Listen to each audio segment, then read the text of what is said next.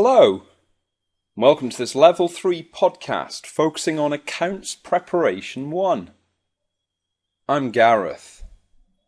I'm the Managing Director of First Intuition.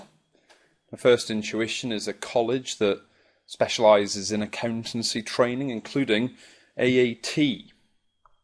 We were really delighted over the last few years to win UK Accountancy College of the Year in both 2010 and 2012. I was personally very proud to win UK Lecturer of the Year in 2011, and more recently we were nominated for Study Resource of the Year for 2013. Now, I've been training accountancy students for nearly 20 years. I've helped many thousand AAT students get through their various assessments. I also train students for other accountancy qualifications, things like ACCA, CIMA and Chartered Accountancy, which you might possibly be interested in doing in the future. If you've got any questions at all, whether it's about this paper or about your studies more generally, please feel free to get in touch with me. You've got my email address there, garethjohn@fi.co.uk. Now, this series of regular podcasts are designed to try and focus on some of the areas students often find more challenging in their AAT assessments. Since introducing computer-based assessments a couple of years ago, the AAT has been able to build up some quite detailed statistics on which papers students are finding most challenging and which tasks in those assessments students are having difficulty with. Now, this podcast is going to focus on the Accounts Preparation 1 paper. I think it's fair to say probably the hardest of the assessments at Level 3. Probably Accounts Prep 1 and Costs and Revenues are the two that students tend to find most difficult. And a particular area that sometimes students find a bit hard to get their heads around initially is accruals and prepayments, which is what I'm going to talk about today. Now, accruals and prepayments are a good example of what accountants call the accruals concept, or sometimes even called the matching concept. And the matching concept basically says that we need to match transactions to the right period. We need to match transactions to the period they actually relate to. So, for instance, if I have a 12-month accounting period, I should be matching 12 months worth of electricity expense to that period. Another example might be if I receive an invoice in January that actually relates to work I had done in December, well, then I need to have that transaction matched to the appropriate period. Now, when you're dealing with accruals and prepayments in the assessment, I think quite a good three-step approach to follow. Well, if you have any opening accruals or prepayments at the beginning of a period, we start by reversing those opening positions. And reversing the opening position is actually quite well named because, as we'll see, it literally involves posting the reverse double entry of the double entry we'd have used to set up the transaction. We then post any cash payments made during the period. And finally, we establish and set up any closing accruals or prepayments that are necessary. So if, for instance, at the end of the year we haven't received an electricity bill, say, and we know we've used electricity, we might need to accrue for a month or two of expense. Now, I'm going to take you through this three-step process for a little example here. So let's say on the 1st of January of 2013, so we're going to be dealing with the 2013 year, Red Hair Limited has an opening accrual for electricity expense of £200. During the year, they pay electricity bills totalling £1,280, and then in February of 2014, notice that's into the next year, they receive an invoice for £360 relating to 3 months from November 2013 to January 2014. And what you might already notice is that that 3-month period has a couple of months during 2013, the period we're interested in, i.e. November and December, and there's 1 month that's actually in the following year. And as we apply this accruals or matching principle, we'll have to be very careful about the amount of that bill that we match to our 2013 period. Now we are being asked to calculate the closing accrual for electricity expense at the end of 2013, so 31st of December 2013, and also the total electricity expense that would be charged to the income statement or the profit and loss account in 2013. So we need to make sure we're matching the right cost to that period. Well, the approach I'm going to take to dealing with this example is I'm going to use a couple of T accounts here. I'm going to use a T account for the accrual itself and a T account for the expense. In this case, it's the electricity expense that we're interested in, but it could equally be a telephone expense or any other utility bills, quite common in accruals questions.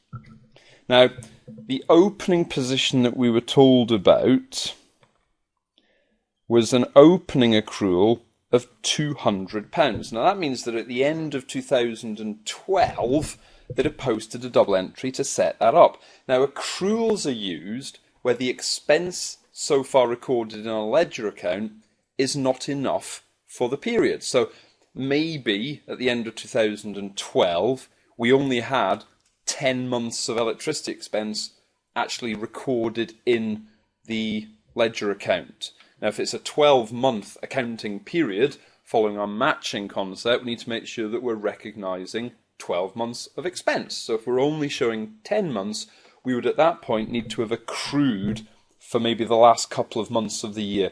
And this is their £200. That would have been the expected expense for maybe November and December of 2012. Now, they'd have therefore posted, well, the double entry for posting an accrual is to debit the expense. So they'd have debited electricity expense, because if the expense isn't enough, if we're only showing 10 months, we therefore need to add a couple of extra months on, and to increase an expense we debit it. And they would then have credited the accrual. And accruals are basically just a liability. I think of them as an uninvoiced liability. It's an amount that we owe somebody, and they haven't yet sent us a bill, but it doesn't matter because we still owe them. So a credit to the accrual to show the liability. Now, it's that credit to the accrual that would then be brought down as an opening balance in 2013. So this is the double entry that are posted at the end of 2012. And you can imagine if I owe the electricity board 200 quid at the end of 2012, I'll still owe them that amount at the beginning of 2013. So we end up with this opening balance on the accrual T account for the brought down accrual. I can now start applying my 3-step process for 2013. So now moving forward into the year we're actually interested in. Well, what was my 3-step process? Well, firstly, we want to reverse any opening position. Well, we've just seen we have indeed got an opening position. We've got this brought down balance of 200. It's on the credit side because accruals are liabilities. And we need to reverse that. And to reverse an accrual, you just post the reverse double entry of how it was set up. And we can still see how it was set up. We would have debited electricity expense, credited the accrual. So we now want to post the exact reverse of that. Now I'm going to number off my 3 steps here. So whereas we initially credited the accrual, we're now going to debit the accrual with the reversal. And so debit the accrual 200, and we now credit the expense with the reversal. Literally posting the reverse of the double entry that would have been used to set it up in the first place. The second step is to then post any cash payments during the periods. So during 2013, we actually paid £1,280 worth of electricity bills. Now the double entry for that would be debit the electricity expense With the other side, maybe going to cash. We've actually paid these amounts to the electricity supplier. So I would debit electricity expense, recognise the expense, and then credit cash. Now, you can perhaps see now what the impact of reversing the opening position is. Can you see we've got the credit on the electricity expense of 200, which would be reducing the impact of that debit, which actually makes perfect sense. Because remember we said at the end of 2012, they hadn't yet been invoiced for a couple of months' worth of electricity, maybe November and December. Well, that 1,280 that we actually paid, some of that related to the previous year, some of that related to 2012. And so the reversal, by crediting the expense, you're knocking out the element of those cash payments that doesn't relate to this year. £200 worth of those payments relate to the previous year, so we've knocked them out by reversing the opening accrual. Well, we've then got the third step, which is to post any closing accruals or prepayments. Now, this is where we've got to be very, very careful, because we were told there was an invoice for £360. Now, remember, that relates to a 3-month period. November of 2013, December of 2013, and then January of 2014. And something you're quite likely to have to do in these kind of questions is to split down invoices like this into their monthly cost. Now, if it's £360 for a 3-month period, that's £120 per month. And what we need to be very careful about is how much of that then relates to the period we're interested in. Well, if it's November 2013 to January 2014, how much of that bill do I want to recognise in this accounting period? Well, I want to show November and December. I want to show 2 months worth of this bill. So I need to post a closing accrual for £240. Basically 2/3 of the total invoice, 2 months out of 3 months. Now, to post the closing accrual, well, it's the same double entry you can see on the screen here. We're going to debit the electricity expense by 240 and credit the accrual, the 240. So we're now bringing in, you can see we're debiting the expense to increase the expense by these couple of months we want to recognise. And the credit's actually showing the liability, because even though I haven't yet received the bill from the electricity company, I do owe that money. I have used electricity. I can't pretend there's no liability there. So I've done my 3-step process, and I can now balance off my T accounts in the usual way. So to balance off T accounts, look at the debit and the credit side, see which is bigger. So on the accrual T account, you can see it's the credit side, which has got 440 on it. So put that higher total on both sides, and then identify what balancing figure do we need, which is 240, which would therefore be the carried down balance on the accrual T account, basically the closing accrual at the end of the year. You can perhaps see that the impact of the reversal was to initially cancel out the 200 we started with, because that related to the end of the previous year. We'll have long since paid that off, so we cancel the 200.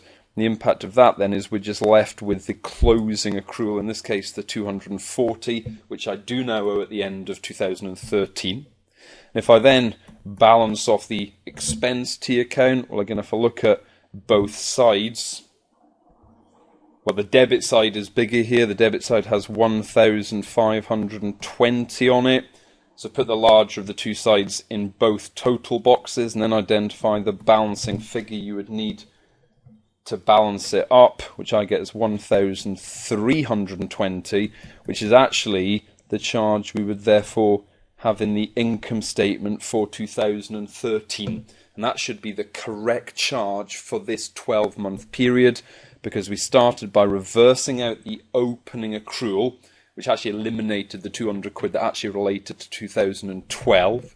We've then accounted for the cash payments during the year, but that left us short by a couple of months, so we dealt with the final accrual of that final couple of months to make sure we had the right payment. Well, accruals and prepayments, that 3-step process, I certainly find very useful, and I hope that you found that useful. But it's just a matter, as with anything else, of practicing.